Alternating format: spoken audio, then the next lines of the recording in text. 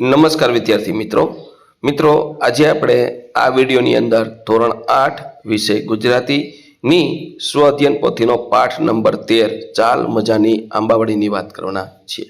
તો અહીંયા મિત્રો સ્વ અધ્યયન પોથી ભાગ નંબર 4 ના પાઠ નંબર 13 નું આ રીતનું સંપૂર્ણ સોલ્યુશન છે। મિત્રો આવા જ સોલ્યુશન મેળવવા માટે ખાસ આપણી ચેનલને સબસ્ક્રાઇબ કરો અને આ વિડીયો તમારા મિત્રો સાથે શેર કરો।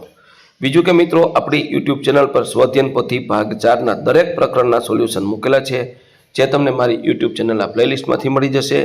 અને આ ઉપરાંત મિત્રો સ્વ અધ્યયન પોથી ભાગ 4 ની દરેક પ્રકરણની પીડીએફ જોવા માટે આપણે ડિસ્ક્રિપ્શન બોક્સમાં આપણી એપ્લિકેશન શાળા શિક્ષકની લિંક આપી છે, ત્યાંથી આપણી એપ્લિકેશન શાળા શિક્ષક ડાઉનલોડ કરી અને આ દરેક પાઠની પીડીએફ જોઈ શકો છો। તો મિત્રો શરૂ કરીએ ધોરણ 8 વિષય ગુજરાતીની સ્વ અધ્યયન પોથીનો પાઠ નંબર 13 ચાલ મજાની આંબાવાડી। પ્રશ્ન 1, કવિતા મુજબ શબ્દનો નજીકનો અર્થ પસંદ કરી તેનો ઉપયોગ કરી વાક્ય લખો। એમાં વગર કારણે હક સાથેનો ખાલી, તો અર્થ છે વગર કારણે નાહકની ચિંતા કરવાથી કોઈ ફાયદો થતો નથી। ત્યાર પછી અમસ્તું નકામું અમીર કંઈકનું નકામું, જો કામ ન હોય તો અહીં અમસ્તું બેસી રહેવા કરતાં ઘેર જવું સારું। ત્યાર પછી ત્રીજું ને ચોથું પોકળ, એટલે ખોટું કળ પહોળું, તો ખોટું, તેની મોટી વાતો સાંભળવામાં સારી લાગે છે પણ હકીકતમાં તે પોકળ છે। કપટ, જીવનમાં છળ અને છેતરપિંડીથી હંમેશા દૂર રહેવું જોઈએ। પાંચમું ને છઠ્ઠું, તો પાંચમું છે અડચણ, તેના માર્ગમાં ઘણી બાધાઓ આવી પણ તે હાર ન માની અને સમયે મુશ્કેલીના ટાણે જે મદદ કરે તે સાચો મિત્ર કહેવાય। ત્યાર પછી પ્રશ્ન 2, આડાવડા થઈ ગયેલા શબ્દોનો યોગ્ય સ્થાને આડાવડા થઈ ગયેલા શબ્દોને યોગ્ય સાથે મૂકી વાક્ય ફરીથી લખો। આંબાવાડી ચાલી રમીએ આવડ બાવડ મજાની, તો ચાલ મજાની આંબાવાડી આવડ બાવડ રમીએ, આ રીતનું વાક્ય થશે। બીજું એનો જવાબ છે બધાને પણ બાધ ન આવે શ્રીફળ શ્રીફળ રમીએ। ત્યાર પછી ત્રીજું પ્રારબ્ધી પથ્થરની સાથે પોકળ પોકળ રમીએ। ચોથું અડધી પડધી રાત મળે તો ઝાકળ ઝાકળ રમીએ। તરસ ભલે ને જાય તણાતી શ્રાવણની હેલીમાં, આ રીતના 5 વાક્ય થશે।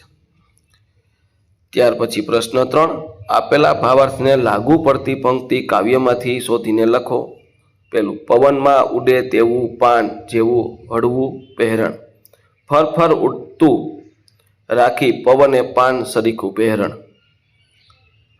પછી બીજી છે એ પંક્તિ, માદા મનને માદળિયું પહેરાવું, માદા મનને દઈએ મોટું માદળિયું પહેરાવી।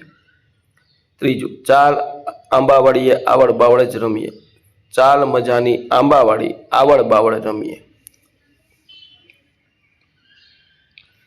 ચોથું, ભલે શ્રાવણના વરસાદમાં તરસ તણાઈ જાય, તરસ ભલે ને જાય તણાતી શ્રાવણની હેલીમાં। આગળ આપણે રમીએ પાછળ જીવન વહેતું આવે, પાછળ વહેતું આવે જીવન આગળ આગળ રમીએ। ત્યાર પછી પ્રશ્ન 4, નીચેના શબ્દો તમે બોલતા હોય એવી રીતે લખો। નાહક કારણ વગર, માદળિયું તો માદળિયું, સંઘરવું તો સંતાવવું, પહેરણ એટલે કપડાં, શ્રીફળ એટલે નારિયેળ, પથ્થર એટલે પાણકો। તો આ રીતના તમે બોલતા હોય એ શબ્દ લખવાના છે। પ્રશ્ન 5, નીચેના શબ્દોના અર્થ શબ્દકોશમાંથી શોધીને લખો। માદળિયું એટલે તાવીજ, મૃગજળ એટલે ઝાંઝવાની જળ, મરમર એટલે મીઠો અવાજ, ઝાકળ એટલે ઓસ, પારાવાર એટલે અંતિમ, અમસ્તું એટલે એમ જ। પ્રશ્ન 6, ઉદાહરણ મુજબ શબ્દનો ઉપયોગ કરી વાક્ય લખો।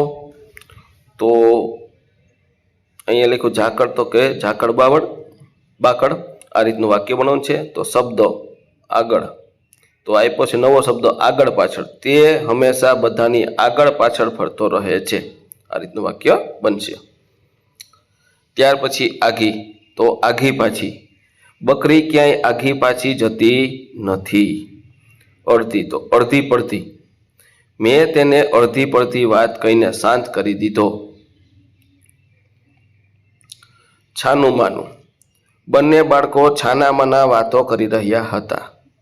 આગળ વિકળ, પરીક્ષાનું પરિણામ આવવાનું હોવાથી વિદ્યાર્થી આકળ વિકળ બની ગયા અથવા થઈ ગયા. ત્યાર પછી પ્રશ્ન 7, તમારા ગામના પાદર કે મહોલ્લા વિશે 10-12 લીટીમાં વર્ણન કરો. મારું ગામ નાનકડું છે, પણ અહીંનું પાદર ગામનું હૃદય છે. પાદર ગામના ઉત્તર ભાગે આવેલું એક વિશાળ ખુલ્લું મેદાન છે. વરસાદની મોસમમાં અહીં લીલાછમ ઘાસ ઉગી આવે છે અને આખું પાદર હરિયાળીથી છવાઈ જાય છે. સવારના સમય ખેતી કરતા ખેડૂતો પોતાના પશુઓ ચરવા પાદર તરફ લઈ જાય છે. ગાયો, ભેંસો, બકરાના મંદ અવાજોથી પાદર જીવંત બની જાય છે.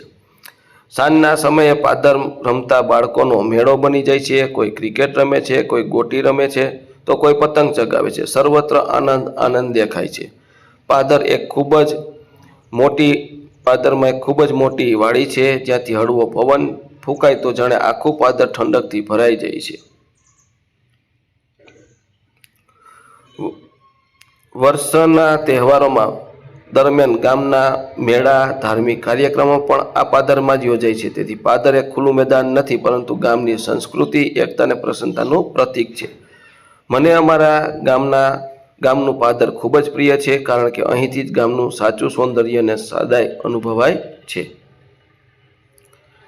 ત્યાર પછી પ્રશ્ન 8, ગઝલમાં આવતો રમ્ય શબ્દને બદલે અન્ય શબ્દ પ્રયોજી કાવ્યની 4 પંક્તિઓ લખો. સાવ અમસ્તુ, નાહક નાહક, નિષ્ફળ ગાયે ચાલ મજાની આંબાવાળી. આવળ બાવળ ગાયે બાળ સહજ હોડી જેવું, કંઈક કાગળ ગાયે પાછળ વહેતું આવે જીવન આગળ ગાયે. ત્યાર પછી આપેલા ચિત્રને આધારે 10-12 લીટીમાં વર્ણન કરો. તો અહીંયા ચિત્ર આપ્યું છે અને આ ચિત્રનું 10-12 લીટીમાં વર્ણન કરવાનું છે. તો તમે સરસ મજાનું આ ચિત્ર જોઈ અને આપણે વર્ણન લખીએ.